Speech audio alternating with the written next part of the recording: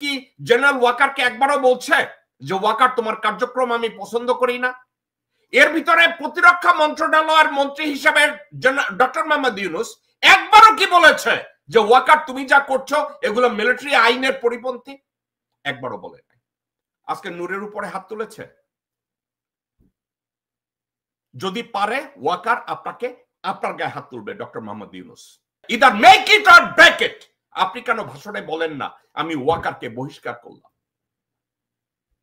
জিয়া সাহেব বলেছিল একজন মেজর হয়ে আই রিভল্ট। আপনি কেন বলতে পারছেন না আমি ওয়াকারকে ডিসমিস করলাম? কেন বলতে পারছেন না? ডক্টর মোহাম্মদ ইউনূস দেশ আসলে কাদের কিনে চালাচ্ছেন? ডক্টর মোহাম্মদ ইউনূস কাদের দ্বারা দেশ পরিচালনা করতেছেন? তাদের দ্বারা পরিচালনা করতেছেন তারা কি আসলে দেশ চালানোর যোগ্য কিনা? কারণ এই যে দেশের নৈরাজ্য, দেশের ভিতরে এত উচ্ছৃঙ্খল হচ্ছে, এই উপদেষ্টারা কোনো কিছু সামাল দিতে পারতেছেন না। পরিস্থিতি এমন গিয়ে দাঁড়িয়েছে, আজকে বিপি নুরুর উপর হামলা হয়েছে, এমন হতে পারে ডক্টর মোহাম্মদ ইউনূসের উপর সেনাবাহিনী হামলা করতে পারে, তাকেও সুযোগ পেলে হত্যা করতে পারে। তখন ডক্টর ইউনূস কি করবেন? কথাটি বলেছেন জ্যাকব বেল্টন। পাশাপাশি আলোচনা করেছেন গুরুত্বপূর্ণ বিষয় নিয়ে। এই কথাটা আপনারাও যেমন বুঝেন আমরাও তেমন বুঝি।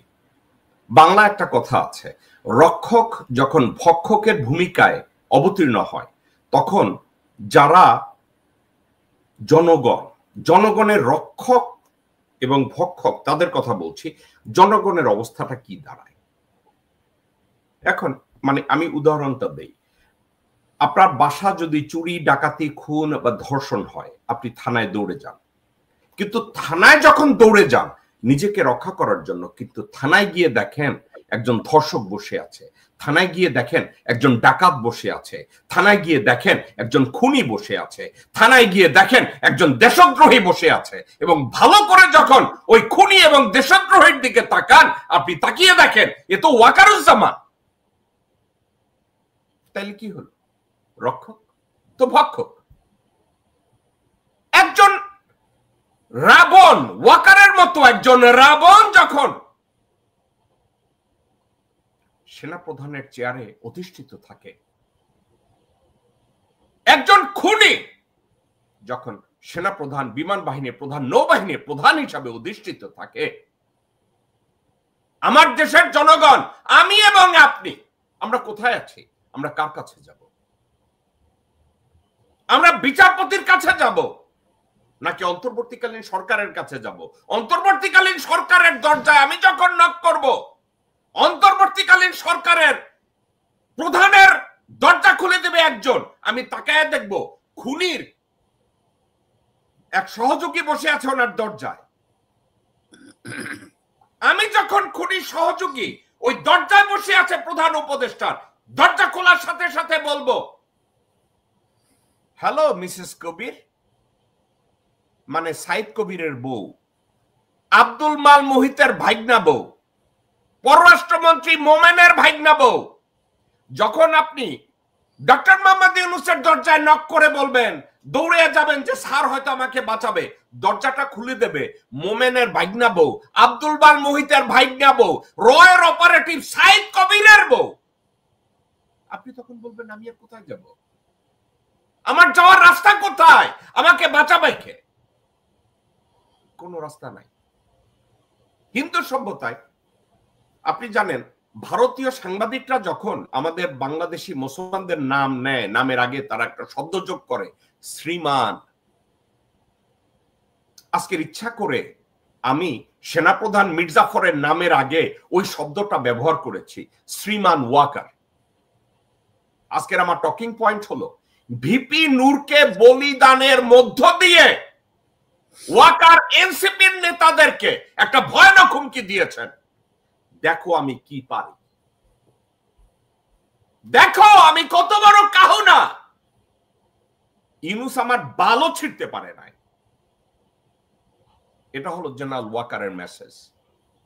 অর্থাৎ আমি বা আপনি যদি খুনের শিকার হই, শারীরিকভাবে নির্যাতনের শিকার হই, আর আপনি যদি একজন মহিলা হন, আপনি যদি ধর্ষণের শিকার হন, আপনি পুলিশ স্টেশনে যেতে পারবেন না, কারণ ওখানে একজন ধর্ষক বসে আছে। আপনি ক্যান্টনমেন্টে যেতে পারবেন না, ওখানে ওয়াকার বসে আছে। আপনি প্রধান উপদেষ্টার দরবারে যেতে পারবেন না, কারণ ওখানে মিসেস সাইদ কবির বসে আছে। ডক্টর মোহাম্মদ ইউনূসের দরজা সামলাইয়া, then where would you go? Do you have a place to go? আপনি কোথায় যাবেন? আপনার কি কোনো যাওয়ার জায়গা আছে কিনা? আমি এগুলো নিয়ে কথা বলবো? জেকব মিল্টন গালি দেয়। আমি এগুলো নিয়ে কথা বলবো? জেকব মিল্টন ভদ্রতা জানে না। আমি এগুলো নিয়ে সমালোচনা করব? জেকব মিল্টন একটা হারামজাদা। কে বলছে? শ্রীমান ওয়াকারুজ্জামান এবং তার তল্পি বাহকরা। দর্শকবৃন্দ, এই বিষয়গুলো নিয়ে আমি আজকের কথা বলবো। আমি কখনো ভদ্রতা দেখাতে চাই না। মানে এটাকে কি বলে, Dale Carnegie, one of the philosopher, উনি বলেছে ওইখানে ভদ্রতা দেখাও যেখানে ভদ্রতা দেখানোর জায়গা। Do not misplace your respect to the place that don't belongs to. অর্থাৎ সম্মান দেখানোর জায়গা না এমন জায়গায় সম্মান দেখায়ও না। আজকের আলোচনায় আমার সাথে অংশগ্রহণ করবেন। লং আইল্যান্ড ইউনিভার্সিটির কথা বলছে। একটা জিনিস আমি আপনাদেরকে ক্লারিফাই করি, মেহেদী সাফাদি নামের লোকটার সাথে নূর দেখা করছে, এটা সত্য, দেখা করছে। কিন্তু একটা কথা, মেহেদী সাফাদি কোনো মোসাদের এজেন্ট না। মেহেদী সাফাদি হচ্ছে ইসরায়েলি একটা বাটপার, ইসরায়েলি নাগরিক এবং একটা বাটপার। মেহেদী সাফাদিরে আমার চাইতে ভালো বাংলাদেশের কেউ চিনে না। Correct, you interviewed him. Yes, হ্যাঁ। তো রাত্র ৩টার সময় আমি হারামজাদারে ওয়াশিংটন ডিসি থেকে গার্ড ধরে আইনা আমি বসাইয়া ইন্টারভিউ করছি। সো এই নূর মোসাদের এজেন্টের সাথে বসছে, এই কথাটা সর্বৈব মিথ্যা কথা। কিন্তু মেহেদী সাফাদির সাথে দেখা করছে, এটা সত্য কথা। ঠিক আছে, কিন্তু শওকত ভাই খুব ট্রিকি একটা কথা বলছে, যেটা সঠিক ইনফরমেশন। কথা ছিল নূর মিডল ইস্ট থেকে ব্যাক করার সাথে সাথে তাকে গ্রেফতার করবে, কিন্তু ভারতীয় হাইকমিশনার ইন্টারভেনশনে, রাষ্ট্রদূত হাইকমিশনার ইন্টারভেনশনে নূরকে গ্রেফতার করা হয় নাই। সে এয়ারপোর্ট থেকে সরাসরি ভারতীয় হাইকমিশনে গেছে। শওকত ভাই কথাটাকে এভাবে বলছে। আপনার কাছে এখন আমার প্রশ্নটা হলো, এই মেহেদী সাফাদিকে আপনি কিন্তু রাত্রে দেখেছেন, যেই রাতে আমরা মেহেদী সাফাদিকে পিক আপ করছিলাম, এবং আপনি কিন্তু চোখে দেখেছেন এই নিউ ইয়র্কে বা আমেরিকায় একটা বাটপাট্টায় বিএনপির নেতা আছে, নাম সাইদ কি জানে জাহিদ সর্দার সাদিক। আমাকে একটু বলেন, এই লাগোডিয়া এয়ারপোর্টে সাফাদি কি করতেছিল? আগে আমাকে এই প্রশ্নটার একটু উত্তর দেন। সাফাদি কি করতেছিল সাদিকে? থ্যাংক ইউ জেকব ভাই। আমি আপনার এই প্রশ্নের উত্তর দিতে পারবো না। আমি জানি কি করেছে, পাস্ট ইজ পাস্ট। আমি আপনাকে বলি, আমি জানি আপনি এই বিএনপির এই রাজনীতির সাথে আপনি জড়িত। আপনার চোখের সামনে মেহেদী সাফাদি জাহিদের সর্দার সাদির এই গলার কলার ধরে ঘুষাইতে শুরু করে নাই, জুতা দিয়া পিটায় নাই? হ্যাঁ, আপনি এরকম অনেককেই উঠাই নিয়ে আসছেন অনেক জায়গা থেকে, বাট এটা এখন মানে বলতে চাচ্ছি না সেটা। কিন্তু আমাকে একটু বলেন, আমি সত্য বলছি না মিথ্যা বলছি? জাহিদের সর্দার সাদিরে কলারটা ধইরা ঘুষি মারছে, নাক ফাটানোর থেকে আমি বাঁচায় নিয়ে আসছিলাম জাহিদের সর্দার সাদিরে। এটা সত্য না মিথ্যা? আপনার এই সত্যকে সত্য বলেই আমি এটার কোনো উত্তর দিতে চাচ্ছি না, এটাই ধরে নেন। ওকে, এটার উত্তর তো আমি দিতে পারবো না, হুইচ ইজ ট্রু। ওকে, এখন এবার বলেন তো, আপনার মনে কি কোনো সন্দেহ ছিল এই মেহেদী সাফাদি কোনো মোসাদের এজেন্ট না?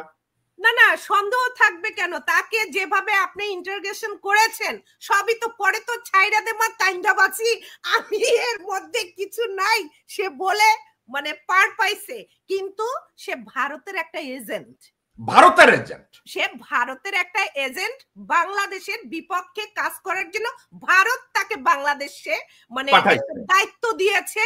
এই কাজ করার জন্য, সেইটা হলো মেহেদী সাফাদি। ওকে, এখন তাইলে আমি আর আপনি কনক্লুড করতে পারি যে মেহেদী সাফাদি কোনো মোসাদের কেউ না, সে ইসরায়েলি একজন নাগরিক, ভারতের রয়্যাল একজন এজেন্ট, এবং আরেকটা কথা, ভারতের বিজেপির একজন শুভাকাঙ্ক্ষী। রাইট, বিজেপির একজন শুভাকাঙ্ক্ষী, সেটা সে। ওকে, এখন এই নূর এই ভারতের দালাল মেহেদী সাফাদির সাথে দেখা করছে। এই নূর ভারতীয় হাই কমিশনার হর্ষবর্ধন শ্রিংলা, বিক্রম কি জানি নাম, তারপরে প্রণয় ভার্মা, তারপরে রিভা গাঙ্গুলি, এদের সবার সাথে নূরের হাজার হাজার ছবি আছে মার্কেটে।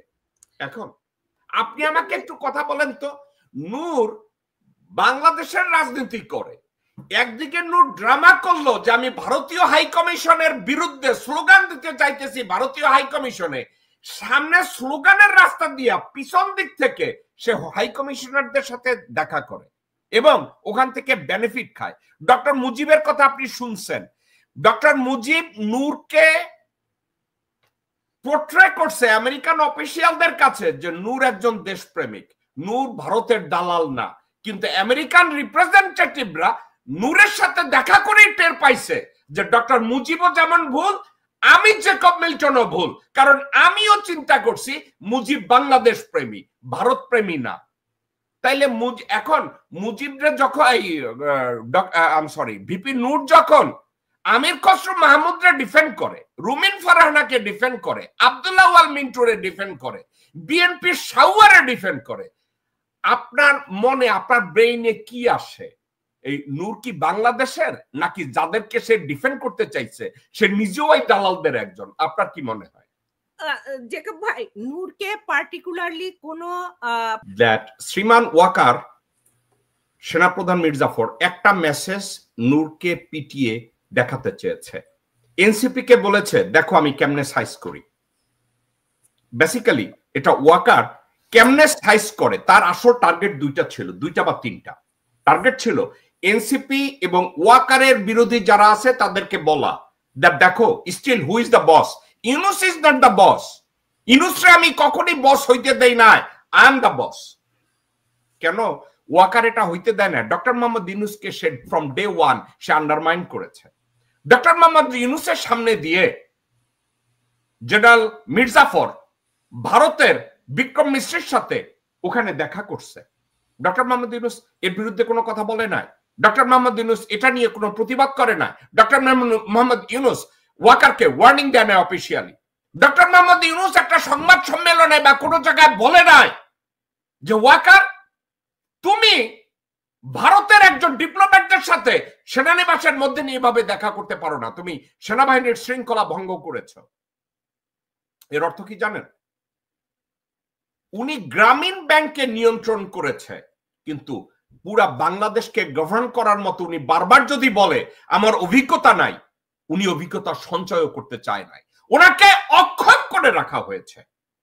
ওনার দরজায় বসিয়ে রেখেছে রয়্যাল অপারেটিভের বউ, ওনার দরজায় বসিয়ে রেখেছে এমন এক মহিলাকে, ওনাকে ঘুমের বড়ি খাওয়াইয়া ওনাকে শোয়া দিছে।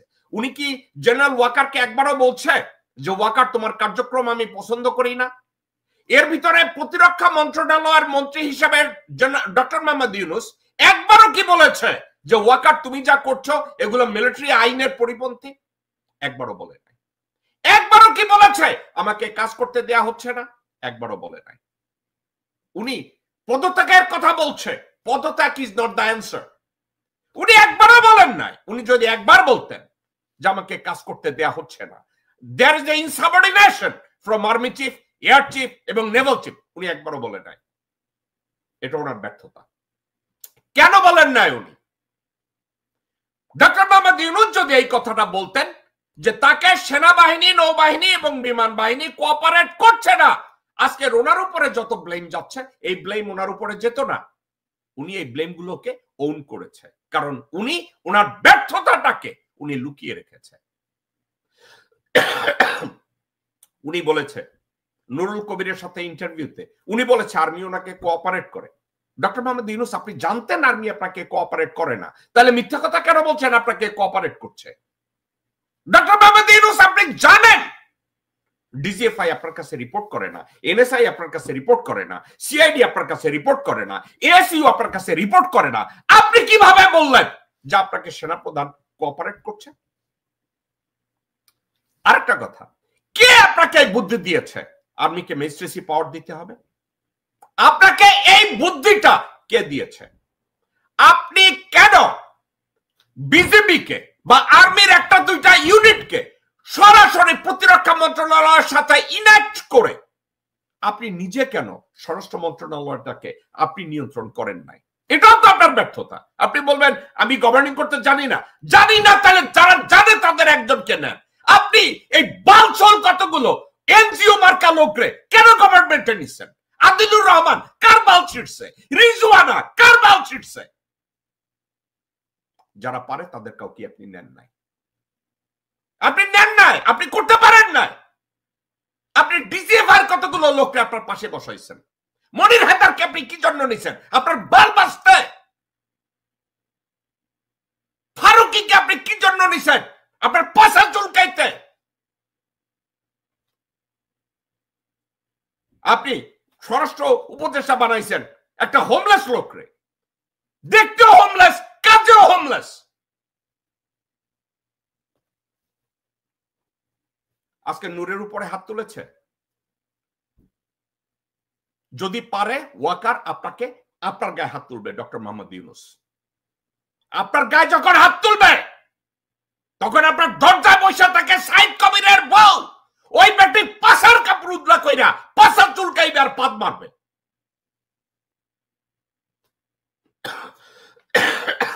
আপনাকে সম্মান দিতে চাই। আপনি আমার দেশটাকে রসাতলে নিয়ে যাচ্ছেন। আমার এই ভদ্রতার দরকার নাই ভাই। ডক্টর মোহাম্মদ ইউনূস আপনি আমার পিতৃতুল্য মানুষ, আপনাকে যথেষ্ট ইজ্জত করি। আমার দরকার নাই এই এত ভদ্রতা দিয়ে, এত সৌজন্যতা বোধ দিয়ে, এত কৃতজ্ঞতা বোধ দিয়ে আমার দেশটাকে রসাতলে নেওয়ার পক্ষে আমি না।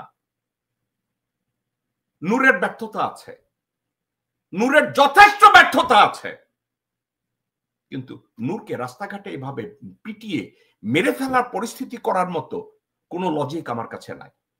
তার উপরে যে অ্যাটাক হয়েছে আমি এটা নিন্দা করি। নূর যেভাবে ভারতীয় দালালদের ডিফেন্ড করার চেষ্টা করেছে এটা নূরের রাজনৈতিক ব্যর্থতা, অদূরদর্শিতা। কিন্তু নূরকে সেনাপ্রধান মীর জাফর পৃথিবী থেকে সরিয়ে দেওয়ার জন্য যে ষড়যন্ত্র করেছে, আমি বলি ডক্টর মোহাম্মদ ইউনূস আপনি বিচার করতে পারবেন না, কারণ আপনার ওই ক্যাপাসিটি নাই। আপনি এর তদন্তও করতে পারবেন না, বিচার তো দূরে থাক, আপনি এটা করতে পারবেন না। এটা করার জন্য হেডাম লাগে, গুড্ডা লাগে, এটা আপনার নাই। আপনি স্বরাষ্ট্র মন্ত্রণালয়, পররাষ্ট্র মন্ত্রণালয়, পরিকল্পনা মন্ত্রণালয়, আইন মন্ত্রণালয় এগুলো আপনার নিয়ন্ত্রণে রাখতে পারেন নাই। প্রতিরক্ষা মন্ত্রণালয় আপনার নিয়ন্ত্রণে, ওটাকে আপনি নিয়ন্ত্রণ করছেন না। আপনি নূরের বিচার করতে, নূরের উপরে যে হামলা হয়েছে এটার বিচার করতে আপনি যখন ব্যর্থ হবেন, আপনার উপরে, আপনার সম্পর্কে জঘন্য কথাবার্তা বেরিয়ে আসবে, এবং এই জঘন্য কথাগুলো যখন বেরিয়ে আসবে আপনি যতই বলেন তখন লোকজন আপনাকে আর কোনো কৃতিত্ব দেবে না, বরঞ্চ you and your legacy will become the liability for a nation called Bangladesh. আপনি সব লায়াবিলিটি আপনার ঘাড়ে নিয়ে দুম্বার মতো বসে আছেন। একবারও বলেন না যে আমাকে কোঅপারেট করছে না, একবারও বলেন না। একটা কথা ডক্টর মোহাম্মদ ইউনূস, আপনি ওয়াকারকে কেন অ্যালাউ করছেন বিদেশি ডিপ্লোম্যাট, স্পেশালি ভারতীয় ডিপ্লোম্যাটদের সাথে কথা বলতে? আপনি কেন অ্যালাউ করছেন ইউনূসকে প্রধান বিচারপতির সাথে দেখা করতে? আপনি কেন অ্যালাউ করছেন আর্মি ইউনিফর্মে জাতির উদ্দেশ্যে ভাষণ দিতে? আপনি নিজে অফিসিয়ালি একটা চিঠির মাধ্যমে, একটা ভাষণের মাধ্যমে তাকে কেন রিমুভ করেন না? কনফ্রন্টেশনে যেতে গেলে either make it or break it, আপনি কেন ভাষণে বলেন না আমি ওয়াকারকে বহিষ্কার করলাম?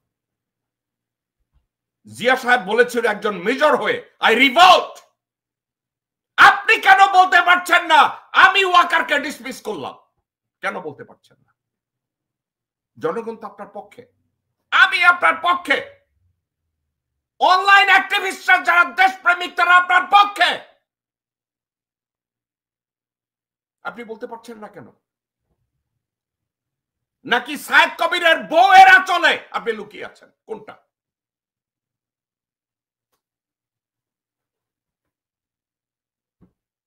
ডক্টর মোহাম্মদ ইউনূস, আপনাকে পিতৃতুল্য মনে করি, আপনাকে অনেক জ্ঞানী মনে করি, আপনাকে অনেক দেশপ্রেমিক মনে করি। জাতীয় পার্টি বাংলাদেশের জন্য লায়াবিলিটি,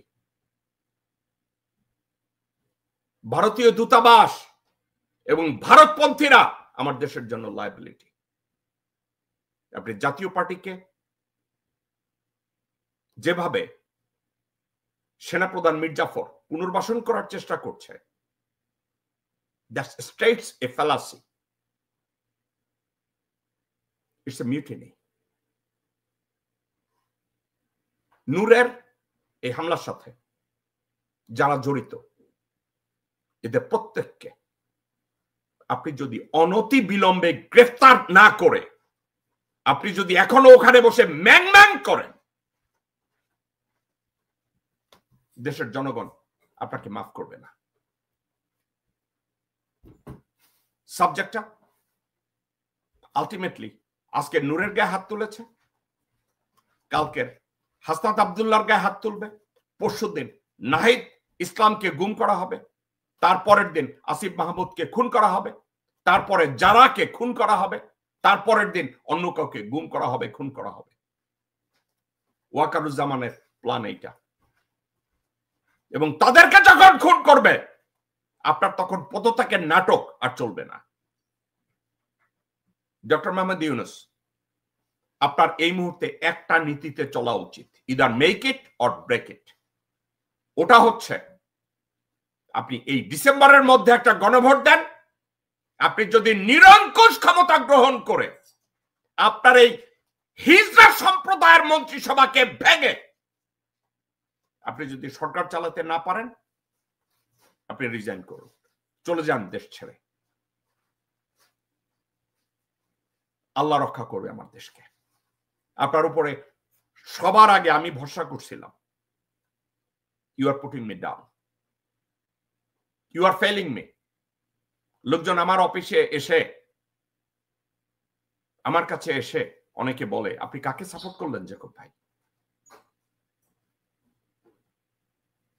Therefore, আপনাকে ঠান্ডা মাথায় একটা কথা বলি, আপনার বয়সের ভারে আপনি টায়ার্ড হয়ে গেছেন, আপনি পারেন না, সত্য কথা বলে চলে যান দেশ থেকে।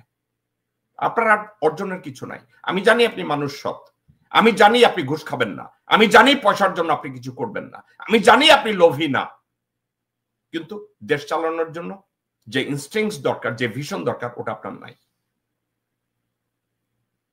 আপনি দেশের 70% মানুষের জীবনকে শঙ্কার মধ্যে ফেলে দিচ্ছেন, বিপদের মধ্যে ফেলে দিচ্ছেন। You can not do that. আমি অত্যন্ত দুঃখ ভারাক্রান্ত মন নিয়ে আমি বলছি, for the last 6 months I was watching very carefully. You just put the people down. দেশের এতগুলো মানুষ আপনার উপরে বিশ্বাস স্থাপন করেছে, আপনি সেগুলো নষ্ট করছেন প্রতিদিন। কেন আপনি প্রতিদিন তাদেরকে এভাবে কষ্ট দিচ্ছেন? তাদের গণতান্ত্রিক অধিকারকে প্রতিষ্ঠা করার জন্য আপনি যেসব ছাতামাতা কমিশন করেছেন, কোন একটা কমিশন স্বাধীনভাবে কাজ করতে পারে না ওয়াকারের যন্ত্রণায়। ওয়াকার এবং আওয়ামী পন্থী লোকজনরা আপনার ক্যাবিনেটে বসে আছে, আওয়ামী পন্থী লোকজনরা সচিবালয়ে বসে আছে, আওয়ামী পন্থী লোকজনরা আপনার দরজায় বসে আছে, আওয়ামী পন্থী লোকজনরা আপনার ক্যাবিনেটের সব জায়গায় চারিদিকে আপনাকে নিয়ন্ত্রণ করছে, আর আপনি চুপচাপ বসে আছেন। একটা জিনিস, আমি যদি সরকার চালাতে না পারি, আমি কেন 20 কোটি মানুষের লায়াবিলিটি আমার ঘাড়ে নিতে যাব? 20 কোটি মানুষের অভিশাপ কেন আমি আমার ঘাড়ে নিতে যাব? আপনি কেন নিচ্ছেন? বলেন ওয়াকারের জন্য আপনি পারছেন না, বলেন আপনি অমুকের জন্য পারছেন না, বলেন আপনি আসিফ নজরুলের জন্য পারছেন না, এগুলো বলেন। এগুলো বলে যদি আপনি বিদায় হন, আপনাকে মানুষ দোয়া করবে। আর যদি আপনার হ্যাডাম থাকে, গণভোটের তারিখ ঘোষণা করেন, গণভোটের তারিখ ঘোষণা করে আপনি নিরঙ্কুশ ক্ষমতা আপনার হাতে নেন, আর আপনার এই হিজড়া মন্ত্রিসভা ভেঙে দেন। যারা যোগ্য তাদেরকে নেন, আর যোগ্য মানুষ খুঁজে না পেলে আপনি টেকনোক্রেট মন্ত্রী, বিদেশি নাগরিক হোক, তাদেরকে দিয়ে আপনি মন্ত্রণালয় চালান, দেশকে ফিক্স করেন। এই ছিল আমাদের দর্শক শ্রোতা।